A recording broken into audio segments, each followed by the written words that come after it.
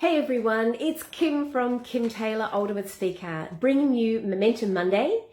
And I thought we'd have a bit of fun because it's the beginning of spring and I've been getting a few clients that have been coming and a few people asking me, look, I'm getting all these speaking gigs, but I want to create that greater engagement with my audience. And how do I do that? How do I do that effectively? And what do I do with my hands? And where do I position myself on the stage? And the first thing I'm going to say is, the thing you need to remember is to be yourself.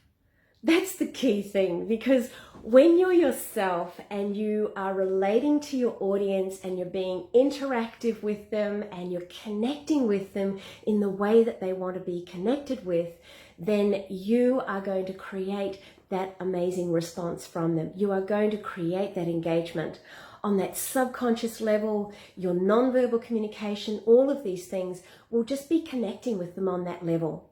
So the thing is, be yourself, be natural.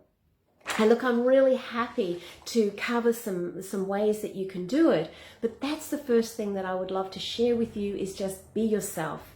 People are looking for that connection, that greater connection with you, and the more you can do that by understanding what your audience will respond to, the more you can just show up and be yourself. It's key. And you can also create some engagement by doing some really great things. Now, I know, just some quick examples. Craig Valentine and Darren LaCroix, they sit on the stage, for example, and they'll just dangle their legs over the stage and they'll have a conversation with the audience. Now think about your audience. Would your audience create that? Would they actually feel that engagement from you if you were to do that? So that's one way. I know when I'm doing some of the presentations, what I'll do is I'll sit in a chair and it's like I'll share a story. So it's like people are thinking, oh, it's story time. So you can utilize the stage in some really natural ways. Dr. Joe Dispenza, and I see many other top speakers, they'll actually go into the audience and they'll be talking to the audience and having a conversation with them. In fact, you might have heard the saying, speak to one, you speak to all. That's actually doing that, making that eye contact.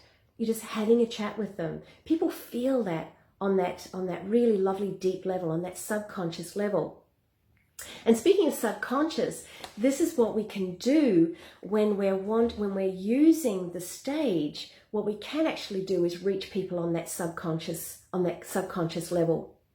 So what I mean by this is that, and look, if I get it, if you're looking for some really key things that you can use in your presentations, I'm really happy to share that with you. But I just want you to remember that just be yourself, show up. That's what people will relate to. Okay, so if we're wanting to meet people where they are, if we're wanting to create that greater engagement and you're wanting to know, what do I do with myself on the stage? First thing is, remember that, think about your audience. How can you connect with them on an intellectual level, a mental level, a physically, spiritually, emotional level? What would your audience respond to? Because the thing is, it's different things for different audiences. And the thing is, we don't want to think of our audience as being, well, this is what they'll relate to, but I hope it works.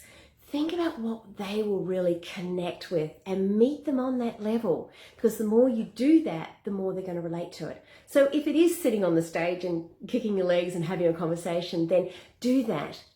Probably the only thing that I would suggest is that the only thing you really need to remember when you are utilizing the stage is to watch the pacing back and forward. I don't know if you've noticed this, but I've noticed a lot of speakers will pace, and it can be quite a distraction.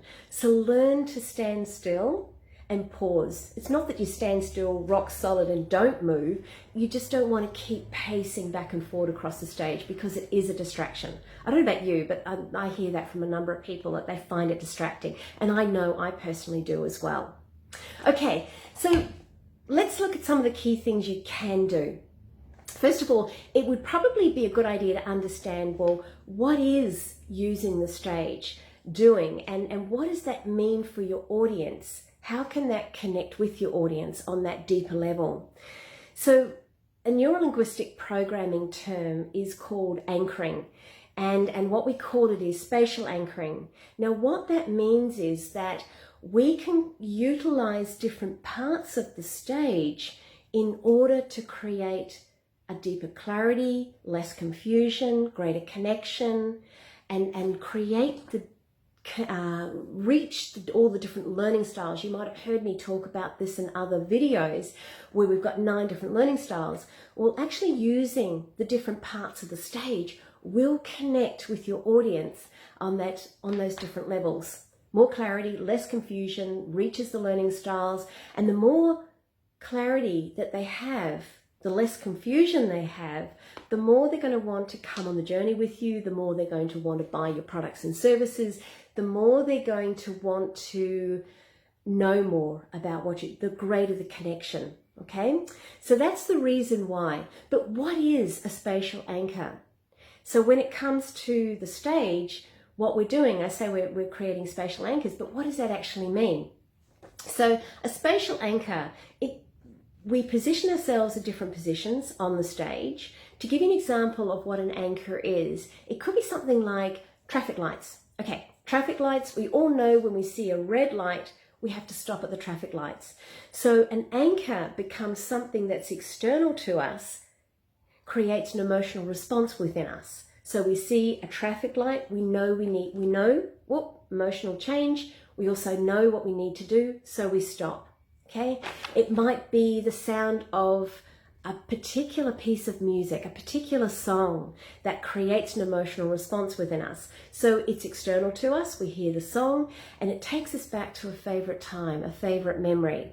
So that's what an anchor is. But what happens is, let's map that across to the stage. So when we can create visual spatial anchors, we're creating that connection. We're talking to our audience's subconscious, and that's how we can create that deeper connection. So an example of this would be, okay, maybe the best thing to explain it is like you're reading a book. Now we read a book from left to right, okay? So you start on the left, you move across to the right. So we can create on the stage a spatial anchoring of starting in the past, moving to the present, and moving to the future, just by moving across the stage from left to the middle to the right. This is from the audience's perspective, okay? This isn't your left to right, this is the audience's left to right, as if they're reading you from left to right. That makes sense, okay? So that's one way we can do it. Now, why this works is that each time you stop and share a part, maybe it's a story, maybe you start with your childhood. I know I did this with a client just recently. We came up with a story around them starting off in their childhood. It was their success story, and the success story was the story which related to the message that they were wanting to leave the audience with and portray. So they started off when they were in their childhood, and that was in the past over here. They moved to the next significant or defining moment in their story, which was the center stage. Whoops, there goes a motorbike. And then they moved across to the future, which was the defining point where things really started to change and it created that success for them. So that's a generalization, and I haven't shared the story, but you can get it. It's the past moving to the present to the future. So that becomes a spatial anchor for an audience when they're watching that, and gives more meaning to what you're saying. Rather than just hearing you speak, you're actually anchoring it in positions on the stage. Okay, so the next thing is, another way of doing it is another way of putting it, is that we can create different anchors on the stage that also have meaning. So for example, if we've got a humorous part of our story, or a humorous part of our talk, or a fun part of content, maybe it's a fun exercise that we get them to do, your audience to do. Maybe it's a tragedy, maybe it's something very sad. For each of those different emotional responses, we can actually step into a different part of the audience. So I brought this with me. So this is from one of my handouts, just to give you an idea. So you can see, as you're looking at it from the left to right, you can see how we've created Those are different anchor points from left to right.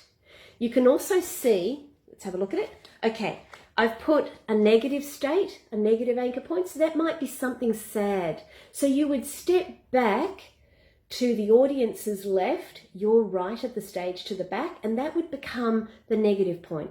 Then you can see I've also brought in a fun anchor point over on the other side. Now, the reason why this works is, and again, it's giving that deeper connection and helping people to remember what you're saying and have more clarity, is that every time you do something, you've shared the story around the fun, you've shared the story, you've shared the content, and you've utilized the stage. Each time you, for instance, fun, you would go back to that fun spot when you're sharing something else that relates to fun. So as an example, I mentioned earlier around how I'll sit in a chair, and a chair means, oh, it's storytelling. I'm going to share a story. So every time I'm coming back to talk about a story or share a story, I would go back and I would sit in the chair. So that becomes on the unconscious mind. It's a non-verbal communication. People go, oh, we're going to have a conversation, or it's story time. So that becomes the anchor for people, for your audience. So I hope you're getting how you can utilize the different parts of the stage in order to get your message across clearly. Because again, when you're clear with your message, when people aren't just hearing what you're saying, they're actually seeing you move, and that's creating it on that emotional, that spiritual, mental, intellectual, physical. They're getting the whole thing, and it's reaching them no matter what their learning style is. It's helping them understand the message that you're delivering. So that's the reason why spatial anchoring really does work, and using the stage really does work for getting your message across.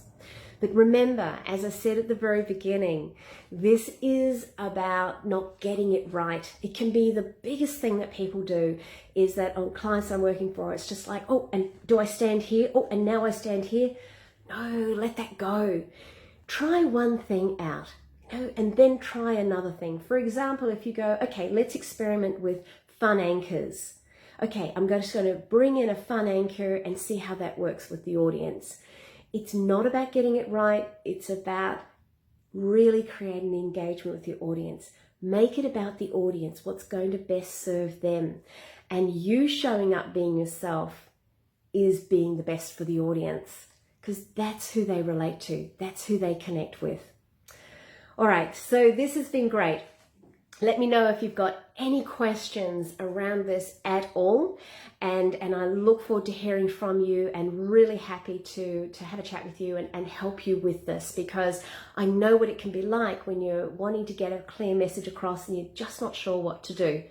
Be yourself, but yes, there are some key things that you can be doing on the stage as well. All right, so till next time, have fun, enjoy the spring weather, and I look forward to hearing from you. And look, if you've got any questions, or you'd like to know when my next speaking event is up so you can get some more strategies around that, you'll see that there's a link below, and just click on that and let's have a conversation. I look forward to meeting you. All right, until next time, bye now.